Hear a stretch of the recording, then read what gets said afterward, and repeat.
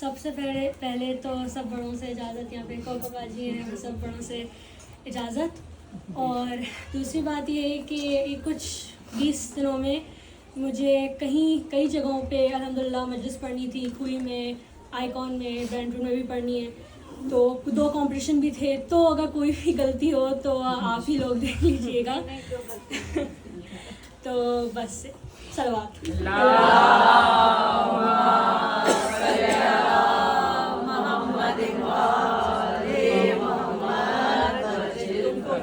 پڑھنے والی ہو، تمہاری تو دادی پردادی بھی پڑھتی ہیں ماشاءاللہ. ایک فاتحہ سب.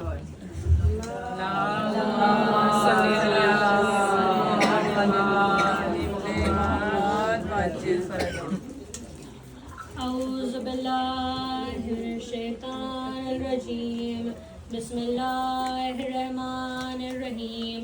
الحمدللہ رب العالمین والعاقبۃ للمتقین والجنۃ للملحدین والصلاة والسلام علی اشرف الانبیاء والمرسلین وسیدنا الاولین والآخرین نبینا ابی القاسم محمد.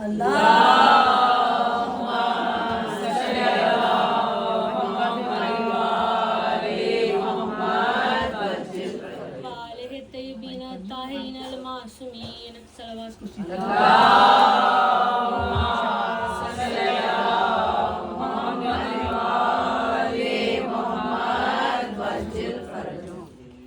اما بعد فقد قال اللہ تبارک و تعالی فی کتاب المبین.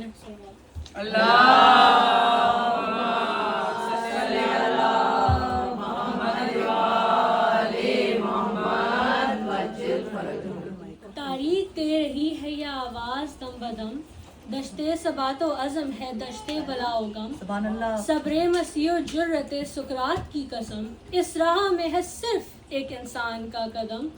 جس کی رگوں میں آتش بدر و حنین ہے، اس سورما کا اسم گرامی حسین. سبحان اللہ. تو کیونکہ امام حسین کا ہی نام ہے تو بس عنوان مجلس یہی ہے، بس یا حسین. جب ٹھنڈا پانی پئیں تو یا حسین، جب کھانا کھائیں تو یا حسین، جب کوئی مشکل یا پریشانی ہو تو یا حسین، جب کوئی غم ہو تو یا حسین، جب کوئی خوشی یا شادمانی ہو تو یا حسین، جب فہم و فراست میں یا حسین، صبر و استقامت میں یا حسین، دن و رات میں یا حسین، گھر گھر میں یا حسین، ہر گھر میں یا حسین، اس گھر میں یا حسین، ہر جگہ یا حسین، فرش پہ یا حسین، عرش پہ یا حسین، دنیا میں یا حسین، عقبہ میں یا حسین. سبحان اللہ. بہت. تو کیونکہ عنوان مجلس امام حسین ہے تو میں نے سوچا کہ کیوں نہ کوٹ امام حسین کا ہی ہو. تو جب امام حسین روانہ ہو رہے تھے کربلا کے لیے تو انہوں نے اپنے بھائی محمد بن حنفیہ کے نام ایک خط لکھا، جس میں انہوں نے یہ فرمایا کہ میں نہ تو کسی سرکشی یا نشاط یا فساد، ظلم و ستم کے لیے نکلا ہوں. میں نکلا ہوں تو صرف اپنے نانا رسول اللہ صلی اللہ علیہ وسلم کی امت کی اصلاح کے لیے نکلا ہوں. اور میرا مقصد ہے امر بالمعروف اور نہی عن المنکر.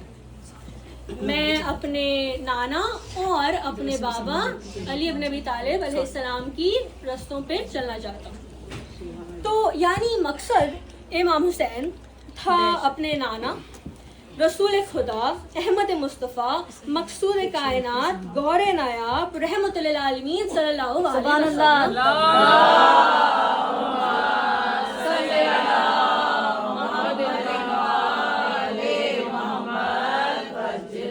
کی شریعت کو بچانا، اور اپنے بابا امیر المومنین، امام المتقین، علی مرتضیٰ، شیر خدا، صاحب ذوالفقار، نائب پروردگار، فاتح بدر و حنین، امام مشارق و مغارب، غالب علی کل غالب، علی بن ابی طالب.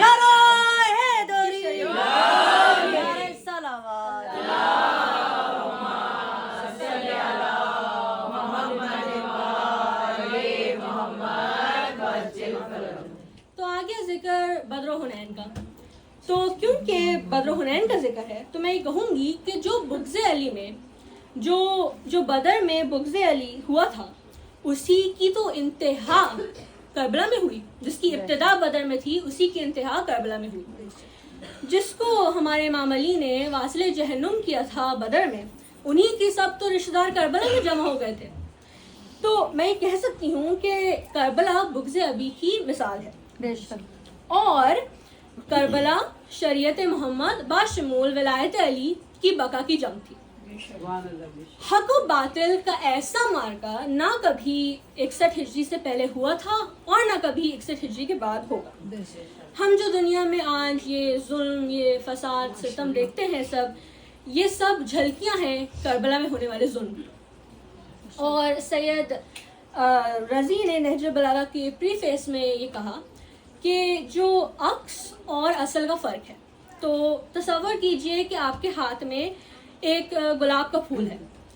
آپ اس کی خوبصورتی کو تو دیکھ ہی سکتے ہیں، لیکن آپ اس کے خوشبو کو بھی محسوس کر پائیں گے. یہی ہے.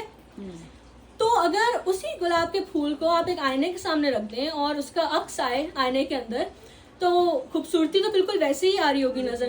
جی، لیکن اس کی خوشبو آپ کو محسوس ہوگی کیا اس میں؟ نہیں. بس یہی فرق ہے 61 ہجری کی کربلا میں اور آج کے ظلموں سے. کیونکہ لیکن ہم یہ کہہ سکتے ہیں کہ جو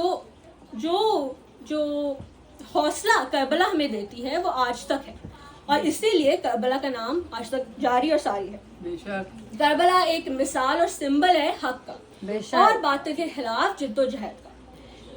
جہاں جہاں ظلم و ستم کا بات چیت ہوتی ہے، ظلم و ستم ہو رہا ہوتا ہے، تو لوگ ہمیشہ کربلا کو یاد کرتے ہیں. بے شک. اور جو مظلوم ہیں وہ ہمیشہ اپنے آپ کو کربلا سے، امام حسین سے منسلک کرتے ہیں، کیونکہ کربلا یہ حوصلہ دیتا ہے کہ آپ باطل کے خلاف بات کریں، ہم بات کریں. تو یعنی ساری دنیا ایک ہی انسان کی طرف دیکھ رہی ہے. اسی لیے تو جوش نے کہا کہ ہر قوم پکارے گی ہمارے ہیں حسین. بے شک.